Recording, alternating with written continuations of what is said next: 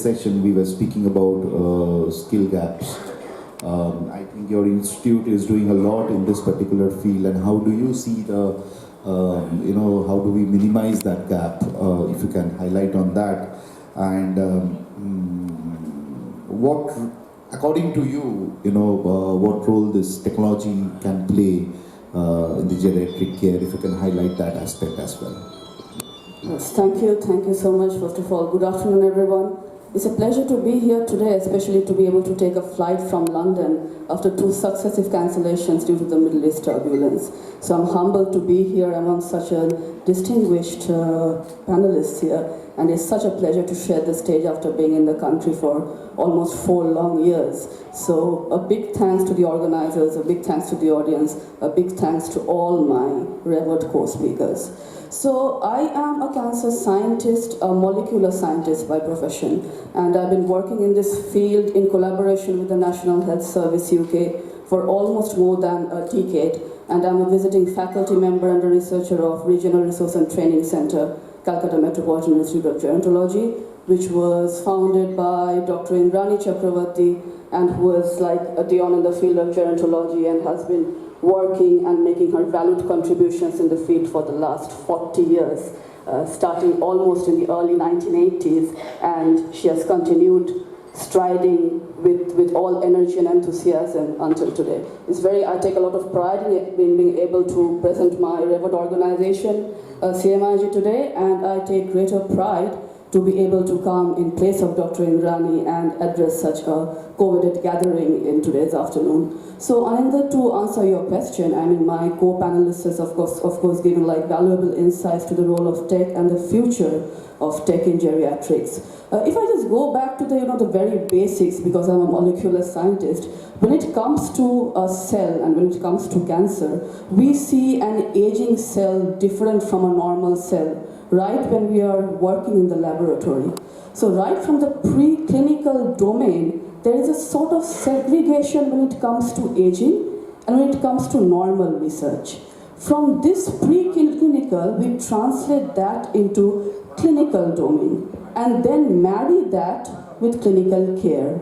So the more amount of research that we are doing at the preclinical level, the more amount of evidence that we are generating at the molecular level, the more avenues are opening for less toxic, less harsh, and more affordable and acceptable treatment lines when it comes to terminally ill patients, especially cancer patients or any other patients suffering from chronic conditions. In the UK, I have seen that, when it comes to, there's something called, we all are aware of, that is like geriatric oncology. From the molecule to the clinic to the care, when I am talking about a 40-year-old woman, this is might be a bit of a sensitive thing. If she is suffering from breast cancer and has undergone removal of both the breasts and has undergone double mastectomy and severe self-dignity reducing treatments like chemotherapy, radiation therapy, subsequent other aggressive therapies, the main point of approach here is to treat the tumor, to treat the cancer, to cure the patient.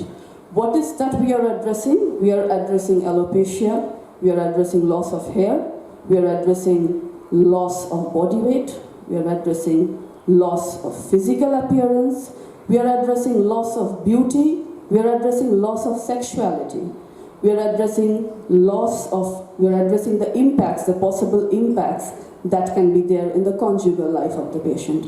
When it comes to an elderly person, the situation transitions to a level that is no longer tumor alone, is beyond the tumor. At that point of time, it becomes more of the self-dignity that the elderly person may not even want to go through the treatment pathway. He or she might say, okay, I've got 5 radiation appointments from Monday to Friday, but I do not want to go. For me, staying at my home, staying in my bed, being surrounded by my family, being surrounded by my grandchildren and grandparents, and maintaining my self-dignity, like I'll be using the term in the older days it used to be like a matriarchal pattern or a patriarchal pattern where you have a family where you've got children, grandchildren, community, neighbors, everyone supporting you, I want to maintain that status and live the rest of the days with utmost dignity and utmost respect. So for them, the self-dignity reducing treatment pathway is not an option. So the option is, as many of my speakers have already emphasized, therein comes the concept of the broad spectrum holistic care.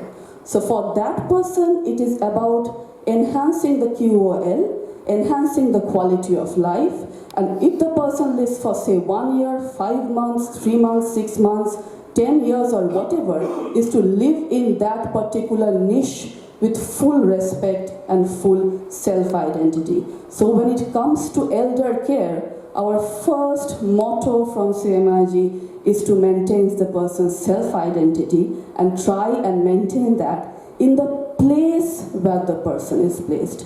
Hospital care, hospital settings, hospitalizations, these are an integral part of any geriatric problem or any geriatric issue that we have.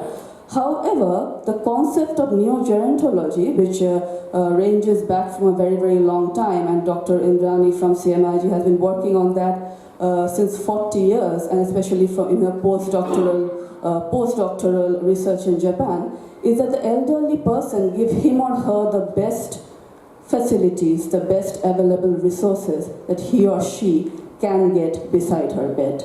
And in this context, we have been training geriatric caregivers for several years now, especially after the introduction of the International Year of Older Persons and the National Policy of Older Persons.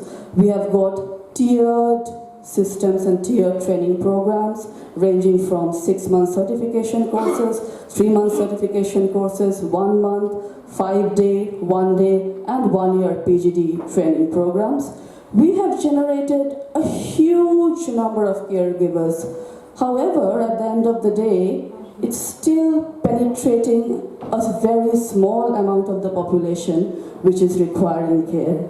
So there are miles to go before we sleep. As I was hearing Mr. Rajagopal say at the very beginning of today's session, that India's aging population is going to be something that is taken together of a few European countries, right? At the same time, the population of the caregivers or potential caregivers who can be trained in India, it is that of a few European countries taken together.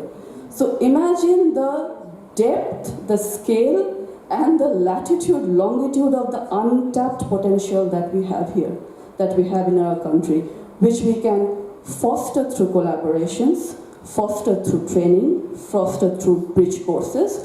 One thing I would like to mention here, that a lot of our aged population stay in tier 2, tier 3 cities, and a lot of them stay in remote areas where the concept of formal care is a luxury.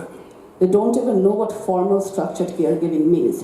And in this scenario, we see that most of them are cared by the women of the family who are informal caregivers and taking all the care of the person, starting from taking he or she to the toilet, to do the cleaning, to do the basic sanitation and everything of that range.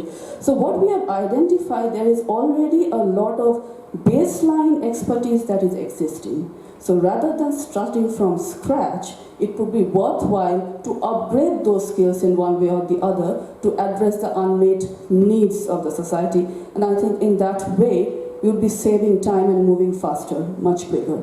And just a concluding line I have seen here, because I've seen in the UK by working there for so many years, that in, when an elderly person is there wheelchair confined, he or she is falling down, okay? You're talking about the role of technology here.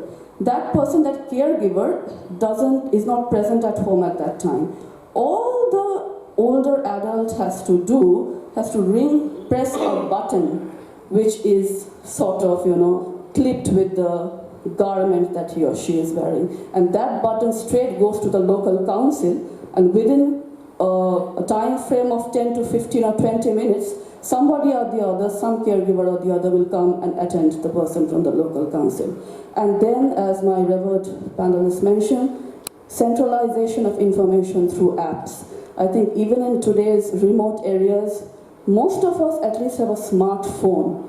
So using those apps like equivalent to that of the patient care app or the NHS app, where we can centralize all the information starting from prescriptions to care medications, care documentations, so the caregiver knows when he or she can manage in a domestic way, when he or she has to call the district nurse, when he or she has to reach out to specialist group in order to get help. But remembering, state-wise, country-wise, these have to come more in the vernacular language to make it more accessible across the diverse domains. And just to make a concluding statement over here, we are also working, as many of you said, we are working on a lot on supportive interventions, because cancer, aging is not an isolated thing. So many people are doing excellent work in the field of supporting interventions. I, in particular, in collaboration with the American Association of Dance Therapists and CMIG, we have started an initiative called Dance Therapy, role of dance therapy in cancer rehabilitation. So when the person comes out of the active treatment phase and is in the maintenance phase or the rehabilitation phase, something that would help them get back to the normalcy and the normal physical libido and the physical identity that they used to enjoy.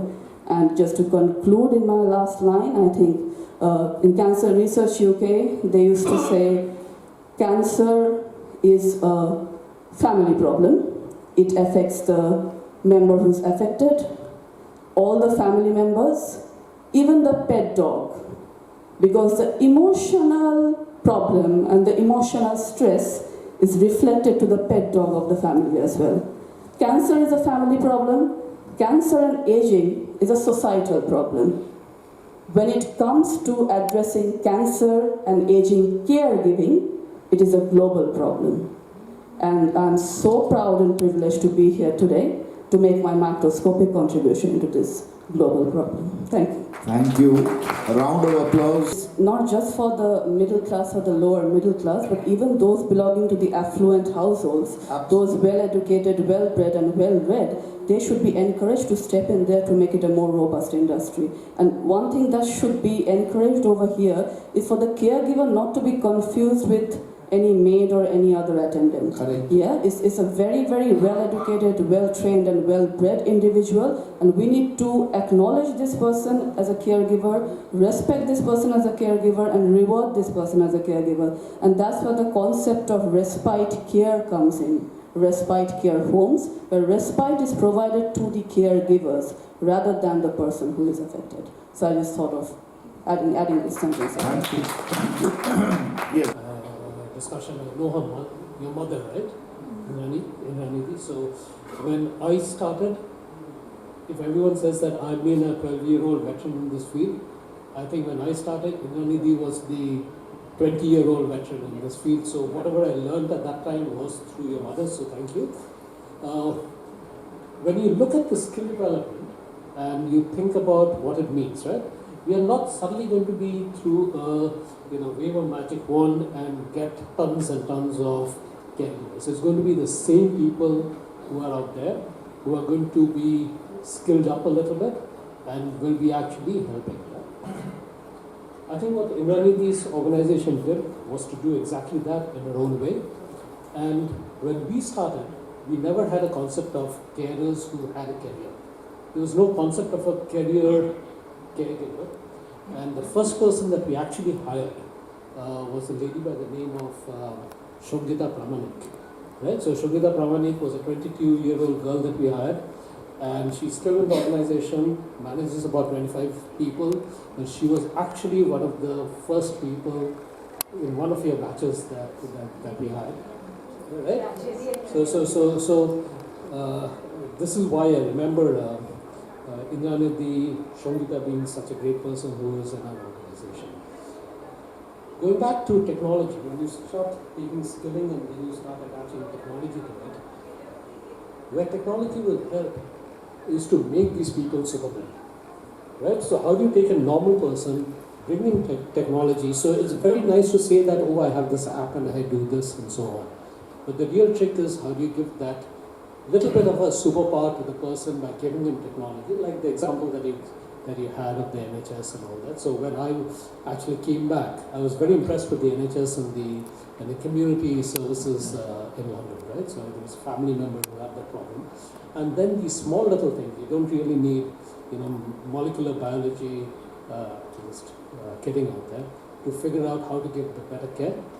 Well, it will definitely help, but what you really need to do is to figure out those simple little things that are already there, and you sort of mush them together, bring something, give it to people, and you suddenly have things that work. But then, just to end, thank you a lot. Thanks to Indranidhi. I'm very sad that she's not here today, but do give her my regards. Of course, thank you so much. And I remember you coming to CMIG to share your valued thoughts and your views as well. And big hello to you and my regards from Calcutta Metropolitan Institute of Gerontology. Thank you so much. We would love to continue working together. Thank you. Yes. The last question before we head towards. Sure, thank you, Anindo. I'm Dr. Soma. Yeah. I'm also a founder partner for Care Continuum. My special interests lie in mental health, geriatrics, and palliative care. So I just had a couple of suggestions. Isha, thank you for that very beautiful talk, and my regards to Indranidhi as well. You mentioned about dance therapy, so I'd like to highlight that that is a growing area, and we've been practicing that since 2019. A lot of Indians don't like the word dance, so we've taken the UK version of it, which is movement psychotherapy. But as a whole of healthcare or elder care suffers from the lack of availability of qualified people and people who are interested. So the first challenge is availability.